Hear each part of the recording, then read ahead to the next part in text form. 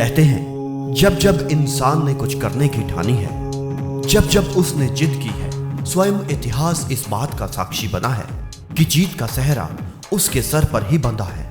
इतिहास के पन्नों में अपनी अमिट छाप छोड़ने वाले ऐसी शख्सियतों का नाम कुछ इस तरह से दर्ज है कि ये लोग आने वाली पीढ़ियों के लिए मार्गदर्शक बन एक सही प्रेरणा स्रोत बनकर उनकी जिंदगी में निरंतर ऊर्जा का विस्तार करते हैं। और कुछ ऐसे ही बड़ी हस्तियों में से एक है महात्मा गांधी। जी हाँ साथियों, मैं विजय केधीर वर्ल्ड नॉलेज चैनल के माध्यम से आप सबका अभिनंदन करता हूँ। और अगर आपने हमारा चैनल सब्सक्राइब नहीं किया तो कृपया इसे सब्सक्राइब कर लीजिएगा और साथ में बेल आइकन भी जरूर प्रेस कीजिएगा ताकि आपको आने वाले वीडियोस की जानकारी पहले मिल सके। आज हम बात कर रहे हैं महात्मा गांधी के जीवन से जुड़ी उन घटनाओं के बारे में जिन्हें उन्हें मोहनदास करमचंद गांधी के स्थान पर महात्मा गांधी कहकर पुकारा जाने लगा। तो आइए जानते हैं महात्मा गांधी जी के बारे में कुछ रोचक और ज्ञानवर्धक बातें। 2 अक्टूबर 1869 का दिन था। गुजरात के पोरबंदर शहर में रहने वाले एक व्यक्ति करमचंद गांधी और पुतलीबाई गांधी के घर में एक असाधारण बच्चे का जन्म होता है। इनका बचपन एक ऐसे वैष्णव परिवार में गुजरा जहां हिंदू संस्कृति और वैष्णव परंपरा के सारे कर्मकांड प्रचलित थे। वैष्णव हिंदू धर्म की एक जाति है। वैष्णव संप्रदाय भगवान विष्णु और उनके स्वरूपों का आराध्य मानने वाला संप्रदाय है। दोस्तों, बापू अपने परिवार में सबसे छोटे थे। उनकी एक बड़ी बहन रलियत और 2 बड़े भाई लक्ष्मीदास और कृष्णदास थे। उस समय बाल विवाह की प्रथा थी, जिसके चलते महात्मा गांधी का विवाह मात्र 13 वर्ष की आयु में कस्तूरबा बाई मानक जी के साथ हो गया। 1885 में गांधी जी जब 15 वर्ष के थे तब इनकी पहली संतान ने जन्म लिया, लेकिन वह केवल कुछ ही दिन तक जीवित रही और इसी साल उनके पिता करमचंद गांधी भी चल बसे। दोस्तों, गांधी जी के परिवार की बात करें तो आगे चलकर मोहनदास और कस्तूरबा जी की 4 संतानें हुई जो सभी पुत्र थे। गांधी जी की शिक्षा के बारे में बात करते हैं। पोरबंदर में इन्होंने मिडिल और राजकोट से हाई स्कूल किया।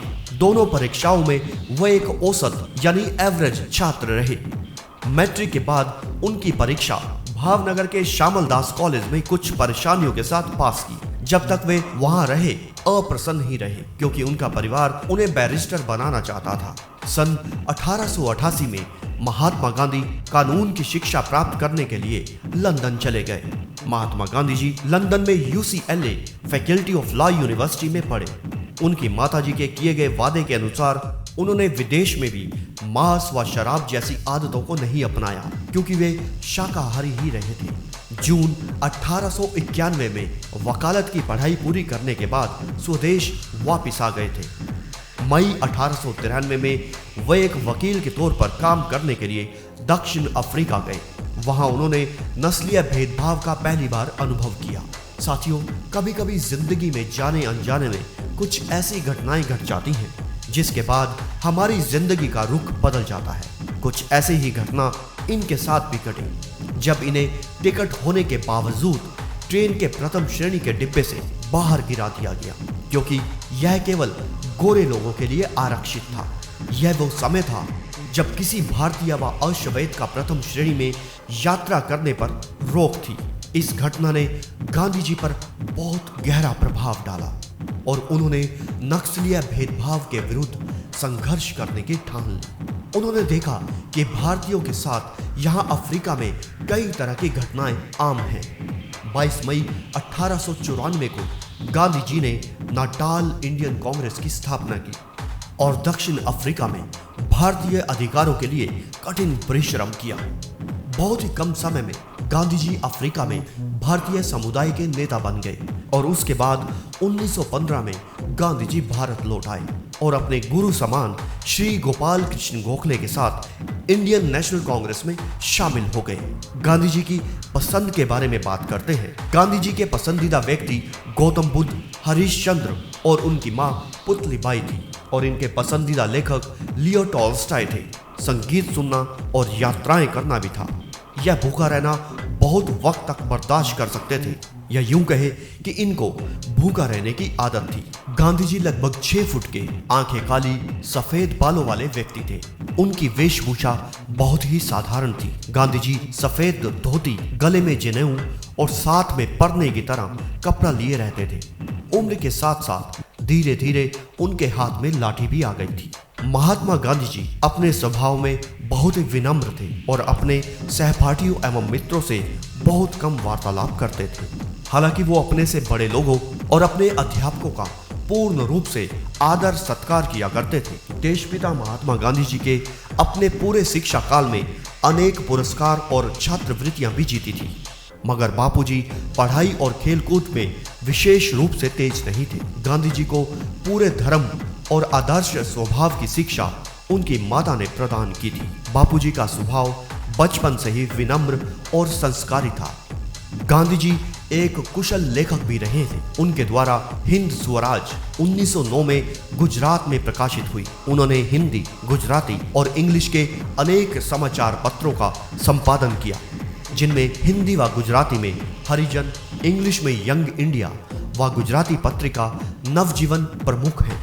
इनमें गांधी जी की आत्मकथा सत्य के प्रयोग पर शामिल है। उनकी अन्य आत्मकथाओं में दक्षिण अफ्रीका में सत्याग्रह, हिंद स्वराज आदि प्रमुख हैं। दोस्तों, सत्य के प्रयोग महात्मा गांधी जी द्वारा लिखी गई वह पुस्तक है जिसे उनकी आत्मकथा का दर्जा हासिल है। बापू ने यह पुस्तक मूल रूप से गुजराती में ही लिखी थी। हिंदी में इसके अनुवाद कई लोगों ने किए। यह किताब दुनिया की सबसे ज्यादा पढ़ी जाने वाली किताबों में से एक है। मोहनदास करमचंद गांधी ने सत्य के प्रयोग अथवा आत्मकथा का लेखन 20वीं शताब्दी में सत्य, अहिंसा और ईश्वर का मर्म समझने समझाने के विचार से किया था। गांधी जी ने 29 नवंबर 1925 को इस किताब को लिखना शुरू किया था और 3 फरवरी 1929 को यह किताब पूरी हुई थी। गांधी अध्ययन को समझने में सत्य के प्रयोग को एक प्रमुख दस्तावेज का दर्जा हासिल है, जिसे स्वयं गांधी जी ने कलमबद्ध किया था। गांधी जी ने एक ऐसी घटना का जिक्र अपनी आत्मकथा सत्य के प्रयोग में किया था। यही वह घटना थी जिसे सत्य के प्रति गांधी के लगाव को विराट रूप दे दिया। एक सामान्य परिवार से बेहद साधारण लड़के को महात्मा गांधी बना दिया। ये अपनी आत्मकथा में लिखते हैं, हाई स्कूल के पहले ही वर्ष की परीक्षा के समय की एक घटना है। शिक्षा विभाग के इंस्पेक्टर जाइल्स विद्यालय का निरीक्षण करने के लिए आए थे। उन्होंने पहली कक्षा के विद्यार्थियों को अंग्रेजी के 5 शब्द लिखाए। उनमें से एक शब्द कैटल था। मैंने उसके हिज्जे गलत लिखे थे। यहाँ हिज्जे का मतलब वर्ण या अक्षर से है। शिक्षक ने अपने बूट की नोक से मारकर मुझे सावधान किया, लेकिन मैं क्यों सावधान होने लगा? मुझे यह ख्याल भी नहीं हो सका कि शिक्षक मुझे पास वाले लड़के की पट्टी देखकर हिज्जे सुधार लेने के लिए कहते हैं। मैंने यह माना था कि शिक्षक तो यह देख रहे थे कि हम एक दूसरे की पट्टी में देखकर चोरी ना करें। सब लड़कों में 5 शब्द सही निकले और अकेला मैं बेवकूफ ठहरा। शिक्षक ने मुझे मेरी बेवकूफ़ी बाद में समझाई, लेकिन मेरे मन में कोई असर ना हुआ। मैं दूसरे लड़कों की पट्टी में देखकर चोरी करना कभी ना सीख सका। इतने पर भी गांधी जी का शिक्षकों के प्रति आदर कभी कम नहीं हुआ। बड़ों में दोष देखने का गुण उनके स्वभाव में ही नहीं था। बड़ों की आज्ञा का पालन करना, बड़े जो कहे उसे करना ही उनका स्वभाव था। राष्ट्रपिता महात्मा गांधी एक महान समाज सुधारक और भारतीय स्वतंत्रता सेनानी थे, जिन्होंने अपने देश को अंग्रेजों से आजादी तो दिला दी, परंतु वो आजादी को बहुत ही कम समय तक देख पाए और उनकी अनावश्यक रूप से मृत्यु हो गई। 30 जनवरी 1948 को महात्मा जी को 3 गोलियां मारकर हत्या कर दी गई थी। नाथूराम गोडसे ने गांधी जी की हत्या की थी। गोडसे एक राष्ट्रवादी और हिंदू महासभा का सदस्य था। उन्होंने गांधी पर पाकिस्तान का पक्ष लेने का आरोप भी लगाया और वो महात्मा गांधी के अहिंसावादी सिद्धांत का विरोधी था। आज भी प्रत्येक भारतीय के दिलों में बापूजी सदैव धड़कते रहते हैं और उनके जीवन से कई लोग प्रेरणा पाकर अपने कार्य को करते हुए नजर भी आते हैं। उस समय गांधी जी के देहांत के बाद भारत के प्रधानमंत्री पंडित जवाहरलाल नेहरू ने रेडियो के माध्यम से देश को संबोधित किया था और कहा था कि राष्ट्रपिता अब नहीं रहे।